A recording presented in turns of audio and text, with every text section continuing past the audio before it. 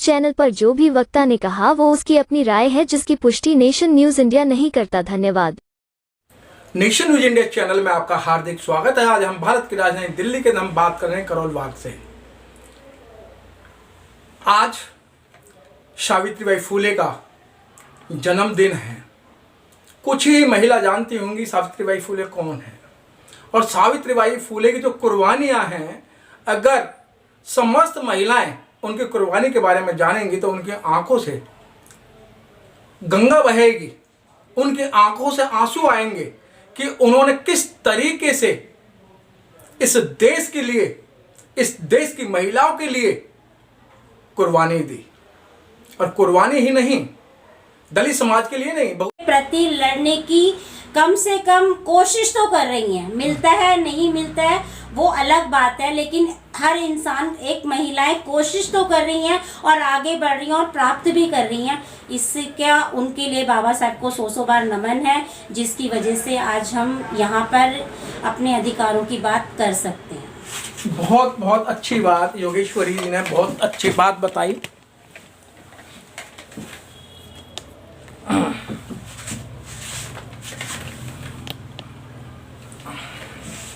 योगेश्वरी जी ने बहुत अच्छी बात बताई। इतनी बात वही इंसान बता सकता है, इतनी बातें वही महिला बता सकती है जिसने पढ़ा हो। और जैसे योगेश्वरी जी ने बताया कि अगर शिक्षा ही करती है, डिग्रियां हैं, लेकिन डिग्रियों के साथ में जो दिमाग के, जितनी शिक्षा हम प्राप्त करते जाते हैं उतने हमारे दिमाग के दरवाजे, खिड़की, हर चीज़ खुल जाती है, जिससे हम उसके ऊपर बखूबी हर चीज़ के ऊपर मंथन कर सकते हैं, सोच सकते हैं और आगे बढ़ सकते हैं और अच्छे तरीके से उस चीज के अंदर पूरी जड़ तक जा सकते हैं और उसका समाधान भी कर सकते हैं। योगेश्वरी जी, जहाँ सावित्रीबाई फुले का नाम आता है तो वहाँ बाबा साहब को भी टच करना बहुत जरूरी होता है। अगर बाबा साहब हिंदू कोड बिल को लात नहीं मारते, और बाबा साहब ने से हिंदू कोड बिल को वहाँ लाने की बात की थी, उनकी बात नहीं मानी गई और धीरे धीरे करके अब हिंदू कोड बिल की सरकारें बात करती हैं, क्योंकि हिंदू कोड बिल में था जो लड़की है उसका जो शादी होके काम खत्म हो जाए और जीवन ही तो बिताना है ना, तो इतना क्यों किसी को बुला के, मतलब माँ बापों को क्यों, अमीर तो कर लेता है लेकिन गरीब मारा जाता है, वो दिखावे के चक्कर में अपना घर बेचता है या कुछ भी करता है। अच्छा योगेश्वरी जी, जिस तरीके हम सावित्रीबाई फुले की बात कर रहे हैं, सावित्रीबाई फुले को आगे बढ़ाने में ज्योतिराव फुले का बहुत बड़ा योगदान रहा, क्योंकि महिला को अभी तक सोचा गया था कि पुरुष को आगे बढ़ाने में महिला का हाथ होता है, लेकिन ये प्रत्यक्ष प्रमाण की जरूरत नहीं है कि जो सावित्रीबाई फुले ने काम किया वो ज्योतिराव फुले के माध्यम से उन्होंने उनको पढ़ाया जब काम हुआ, क्योंकि ज्योतिराव फुले तो राजा महाराजा की औलाद थे, तो उन्हें दुख दर्द के बारे में बड़ी मतलब समस्या है, और वो उस टाइम पे पढ़ी लिखी भी असहाय हो जाती है, क्योंकि 4 दिन तो सब साथ दे सकते हैं, लेकिन अगर एक केस कर दिया जाए तो आगे तक साथ देने के लिए कोई नहीं आगे आता, वो उसको खुद ही लड़ना पड़ता है, और जिसमें वो टूट जाती है। और 90% औरतों को सब वो नहीं मिलता, कि कहते हैं न्याय नहीं मिलता। अच्छा योगेश्वरी, देखा गया है कि लड़की कितनी पढ़ी लिखी हो और लड़का जो परिवार है, जो बर पक्ष जो होता है, सीधा डिमांड कर देते हैं भाई हमारा लड़का पढ़ा लिखा है, उतनी उससे ज़्यादा एजुकेशन लड़की की होती है, फिर भी वो दहेज के मामले में या कहेंगे भाई हमें तो इतना पैसा चाहिए, वो उतना चाहिए, वो मान सम्मान बराबर का नहीं मिलता है। बाबा साहब, ये सही बात है कि मतलब ये मतलब आज महिलाएं जो इतनी आगे बढ़ रही हैं और आदमी से कंधे मिलाकर चल रही हैं, ये पॉसिबल ही नहीं था। अच्छा योगेश्वरी जी, जिस तरीके से सावित्रीबाई फुले को कहा जाता है कि वो अपने साथ 2 वस्त्र लेके जाती थी, 2 साड़ियां लेके जाती थी, ये कथन कहाँ तक ठीक है? उन पर गोबर भी फेंका जाता था, यहाँ तक कि मलमूत्र फेंक दिया जाता था, लेकिन कभी सावित्रीबाई फुले ने उनका बुरा नहीं माना। ये कथन बिल्कुल सत्य है, जो किताबों में हमने पढ़ा है कि वो जब भी पढ़ने के लिए, क्योंकि वो उस टाइम पर समाज में ऐसा काम कर रही थी जो कि सबसे अलग हटकर था और इम्पॉसिबल था, जो कि मतलब संभावना ही नहीं थी, क्योंकि औरतों को पढ़ना, जहाँ पर घर से निकल ही नहीं जाता था, वो तो पढ़ने का काम कर रही थी और जागरूक होने का। महिलाओं के साथ में जो अत्याचार होते थे, जो उनके साथ में बाल विवाह और सती प्रथा और जो जलाना, जो मतलब सती प्रथा, और जो उनको मतलब छोटी आयु के अंदर ही उनको पति के साथ ही अग्नि, जलती हुई अग्नि में जिंदा को जला देना, ये ऐसी चीज कुरीतियां थी जो कि अगर शायद वो नहीं खड़ी होती तो इसमें पता नहीं हजारों साल और लग जाते खत्म होने में। अच्छा, योगेश्वरी जी, देखा गया कि सावित्रीबाई फुले जी जब काम कर रही थी तो जो विधवा महिला होती थी उनको गंजा करके एक स्थान अलग से दे दिया जाता था, बड़ी उनको हीन अवस्था में देखते थे और गंदी नजरों से देखते थे, उनका कोई मान सम्मान नहीं था। तो उसके लिए भी सावित्रीबाई फुले ने काम किया। बिल्कुल उनके लिए किया, और उसमें तो उस बेचारी की गलती, और शिक्षा महिलाओं को पढ़ने दी नहीं जाती थी, उनको बिल्कुल रोक दिया जाता था। उस समय उन्होंने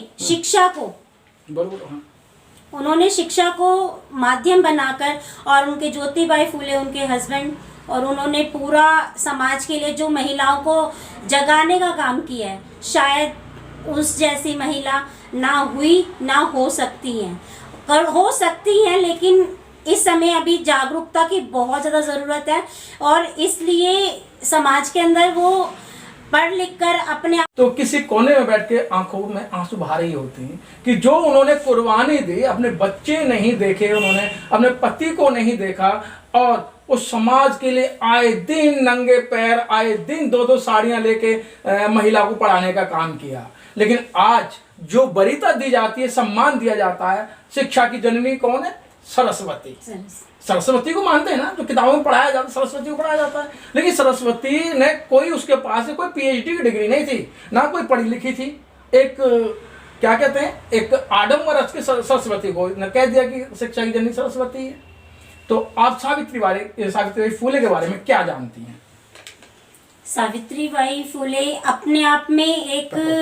है तो सब कुछ है, शिक्षा सभी दरवाजे खोलती है, और महापुरुषों ने भी कहा है, कांसीराम साहब ने भी कहा है, और डॉक्टर भीमराव अंबेडकर ने भी कहा है, वो शिक्षा वो शेरनी का दूध है, जो पिएगा वो धाड़ेगा। आप योगेश्वरी जी अच्छी एजुकेटेड हैं, पढ़ी लिखी हैं, तो उन्होंने पढ़ा है बाबा साहब को, सावित्रीबाई फुले को, कि भाई इन्होंने कितना बड़ा योगदान दिया, और बाबा साहब ने अपने 4-4 बच्चों की कुर्बानी दी, जो बच्चे बगैर दवाई के कारण मर गए और उनकी डेथ हो गई, और बाबा साहब विदेश में पढ़ रहे थे, और विदेश में भी पढ़ते पढ़ते रमाबाई ने उनके बारे में कुछ नहीं बताया। रमाबाई ने सोचा अगर मैं बताऊंगी तो मेरे बाबू की जो है वो शिक्षा जो अधूरी रह जाएगी, तो जो पढ़ेगा वही अपने अधिकार, मान सम्मान होना चाहिए, पति की प्रॉपर्टी में उसकी हिस्सेदारी होनी चाहिए, माँ बाप के यहाँ भी उसे हिस्सा मिलना चाहिए। तो ये जो कथन है, महिलाओं के लिए बाबा साहब ने बहुत कुछ किया, और सबसे ज्यादा स्टडी की महिलाओं के ऊपर ही बाबा साहब ने बात करी। बिल्कुल, आप बिल्कुल सही बोल रहे हैं कि बाबा साहब ने जो वो कर गए, क्योंकि हम इतना कह सकते हैं कि वो 32 डिग्रियां लेने वाला इंसान, देश विदेश में पढ़ने वाला इंसान, और उन्होंने जो भारत की स्थिति देखी और उस पर मंथन करने के बाद में जो महिलाओं के लिए बिल लागू करा, वो शायद हमारे लिए एक वरदान साबित हुआ, और उसी की वजह से आज हम महिलाएं पढ़कर और आगे बढ़ रही हैं, और अपने हक मालूम ही नहीं था। जब उन्होंने देखा कि भाई मेरा यहाँ का जो समाज है, मेरे राज्य का जो समाज है बड़ा दुखी है, जब इस सावित्रीबाई फुले ने और ज्योतिराव फुले ने नया स्टेप लिया कि मैं महिलाओं को पढ़ाना चाहता हूँ, तो क्या कहेंगी संबंध में? ऐसे बिरला ही पैदा होते हैं जो उसकी अपने लिए ना सोच के, जिनके पास संपन्न परिवार के लोग गरीब के लिए कभी नहीं सोचेगा, और वो ऐसा सोच रहे हैं तो वो वाकई में ही पूजनीय हैं। जिस प्रकार उन्होंने उस समय में शिक्षा के ऊपर, क्योंकि शिक्षा ही एक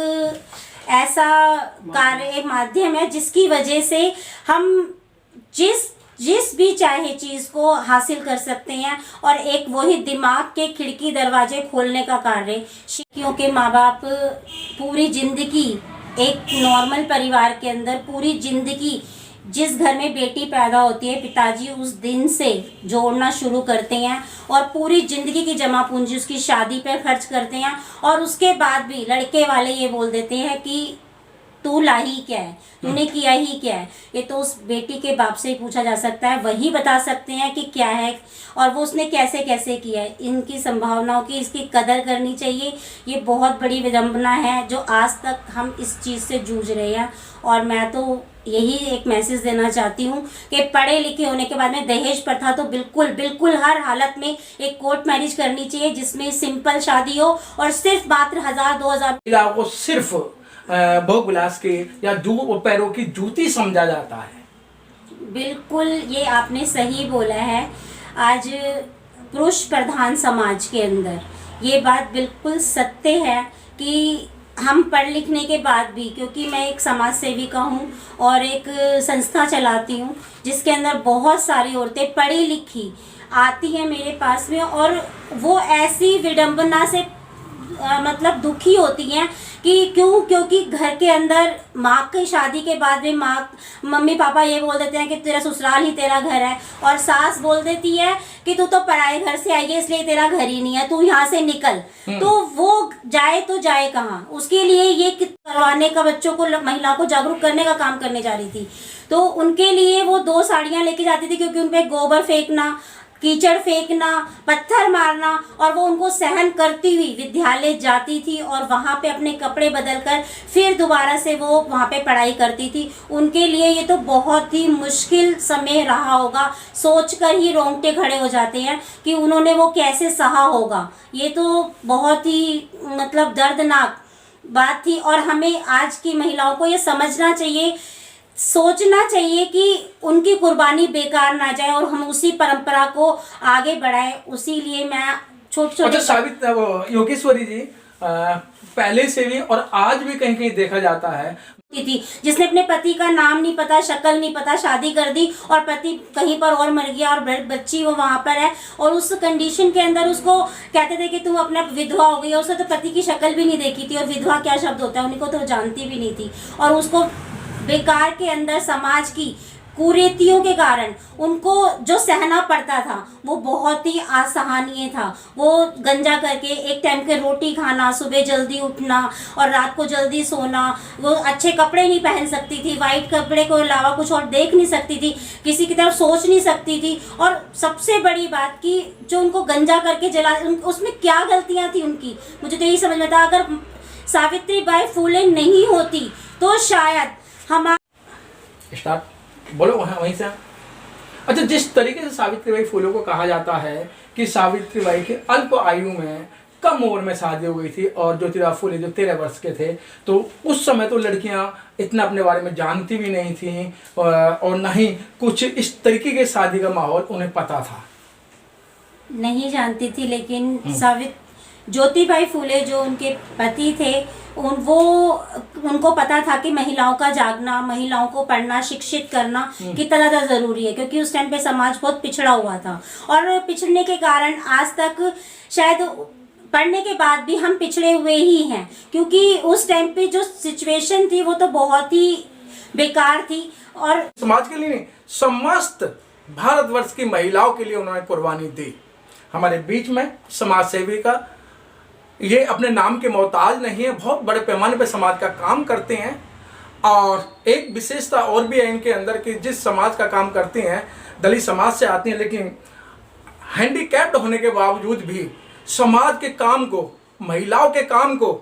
बड़े पैमाने पर अपना दर्द समझ के, अपना दुख समझ के उनका काम करते हैं। हमारे बीच में है योगेश्वरी जी। योगेश्वरी जी, आपका नेशन न्यूज इंडिया चैनल में आपका हार्दिक स्वागत है। नमस्कार। योगेश्वरी जी, सावित्रीबाई फुले का आपने नाम सुना है और सावित्रीबाई फुले को पढ़ा है आपने। हाँ जी।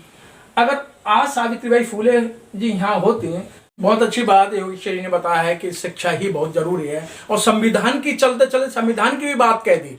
क्योंकि अगर आपको किसी तरीके की कोई परेशानी होती है तो संविधान ही एक ऐसा है जो आपको हर रास्ते से निकालेगा। क्योंकि आज तक जो महिलाओं पे जो क्राइम होते हैं उनके कोई सुनता नहीं है, अनपढ़ होते हैं, अनपढ़ माँ बाप होते हैं, वो सोचते हैं हमारी बेटी की अगर हम ऐसे करेंगे तो बेइज्जती हो जाएगी। बेइज्जती से ना डरें,